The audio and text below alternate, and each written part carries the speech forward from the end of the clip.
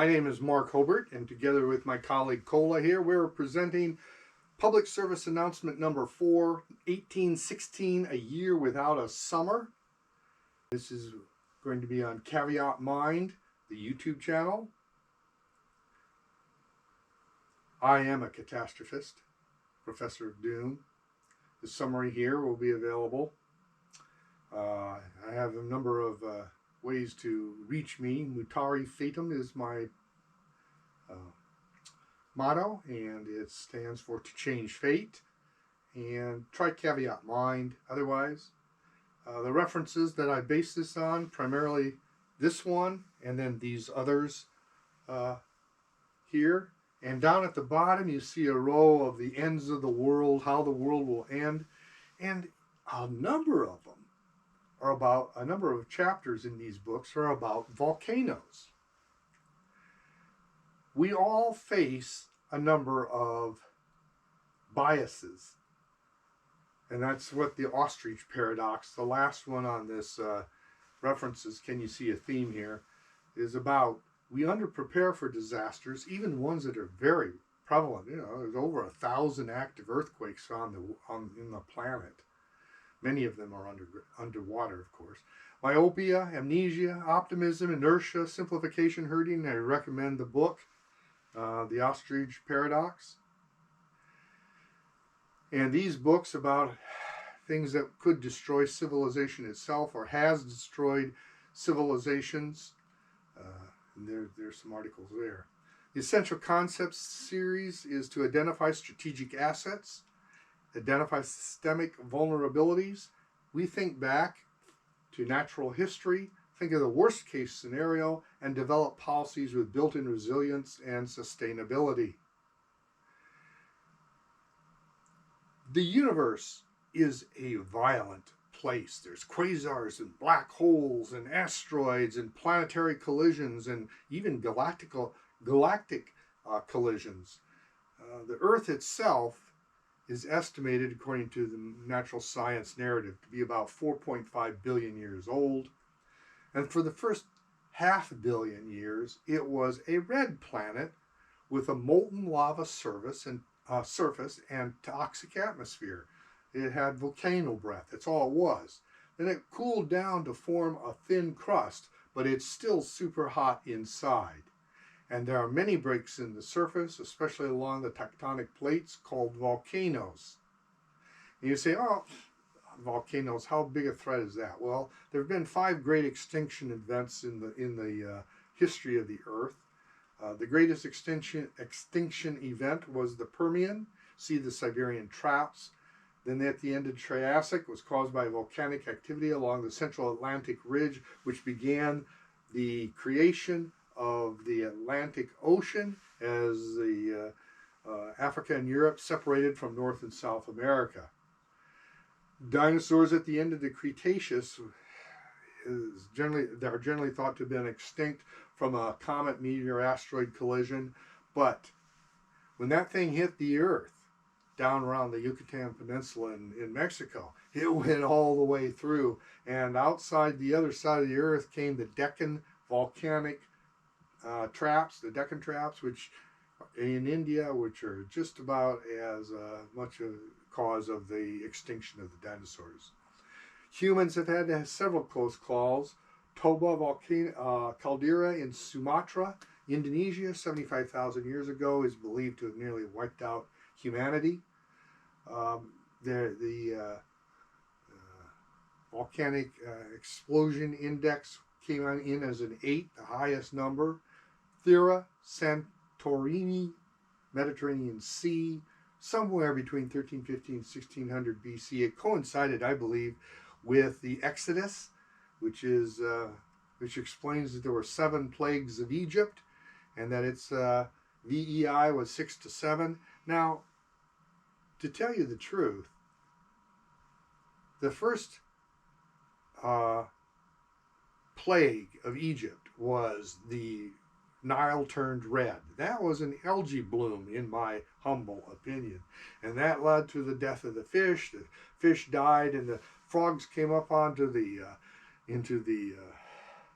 out of the water, and That led to flies, and that led to the cattle being killed, and then there was further hailstones, all of which, if you follow it, I think that the 7 plagues of Egypt were all related to the Thera volcanic eruption.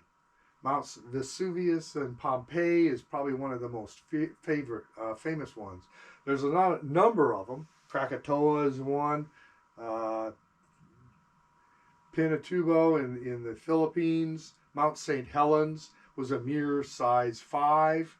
Now, from 5 to 6 and 6 to 7 in the VEI, that's a logarithmic scale. Each size is at least 10 times worse than the level below it. So a 6, you can see the Nova Rupta in Alaska was rated as a 6, and yet it was 30 times greater than Mount St. Helens.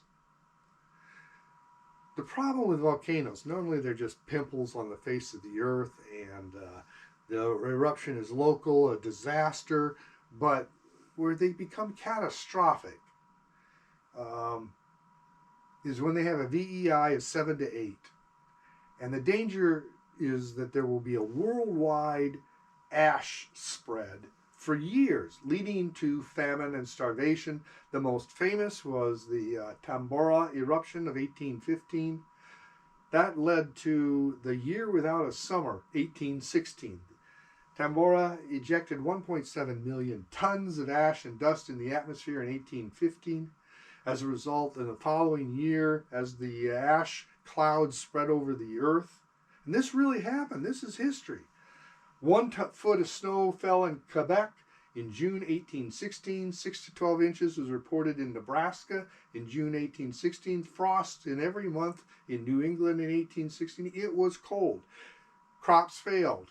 And the only reason the people of the American colonies survived, or the early American state country survived, was because it was called the Year of the Mackerel, where everybody turned to fishing. And there's more information at www.noaa.gov. The year without the summer was the result of the supervolcano of Tambora, which was a smaller VEI 7. There are over 20 identified supervolcanoes around the world, which would be much larger than Tambora. The most famous and most dangerous one, at least to us, is Yellowstone. There's also Nevada, Oregon, Idaho, and now Wyoming and Montana have been affected by the Yellowstone hotspot. And there's some information about the Yellowstone hotspot. And there are supervolcanoes all around us. The Ring of Fire around the Pacific Ocean, California, Japan, Indonesia, New Zealand have several supervolcanoes. But the most likely to erupt is one near Naples, Italy. The ground is steaming and periodically rising. That thing could go off. Well, what do these supervolcanoes mean to us? Well, here's the 20 of them. So it's not just Yellowstone, but there's a whole long list of potential catastrophic volcanic eruptions that will engulf the entire world. Remember, the Earth, when it was formed, was a big molten planet. It was seething and roiling with lava and red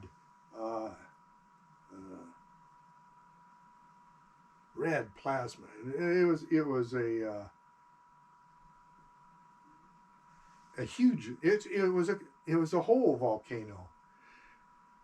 The problem with that volcano is that there's 8 billion mouths to feed on the Earth now. Worldwide food reserves would be exhausted in less than a year. Food would be a strategic asset. The greatest dangers from a supervolcano are, once it engulfs the world for a year or two, there'll be a climate change to the entire world. The Earth is actually a fairly fragile place, and the climate is fairly fragile, as we found out in 1816. Then there'll be famine, and there'll be war and food riots around the world. It will be a real test of civilization. And there's nothing we can do about it. We can't prevent it. Outdoor agriculture will be lost, and what we have to do is adopt policies now that focus on resilience and sustainability. Focus on smaller creatures for our food, like chickens and rabbits, something that can be kept indoors or in the garage. We'll focus on indoor crops, like hydroponics. And I got a couple books here about hydroponics, which is growing crops essentially in water with nutrients. And this is what it will come to. This is something that we should be training in school for, is how to set up a hydroponic garden so that you have something to live on. Catastrophic thinking involves improving policy formation in the America. Will allow more and newer approaches to policies that will enable America to survive catastrophes. Food security is one that's much neglected. We assume we can grow things outdoors, but we need to begin training people on how to survive from indoors agriculture. So there'll be key slides highlights if you print on it, and then you can pause it when you want to get the references. So thank you. Support my efforts to become essential. Like, subscribe, comment, and share. EssentialConceptsInc.com is under construction, and I urge you to go see it. Please share this message, but give credit. And then finally, I'm going to end every video with a prayer for peace. Remember, 1816 will happen again. We don't know when, if it's in your lifetime or subsequently, but preparation for all catastrophes requires food security. And so it's a strategic asset. We can take measures.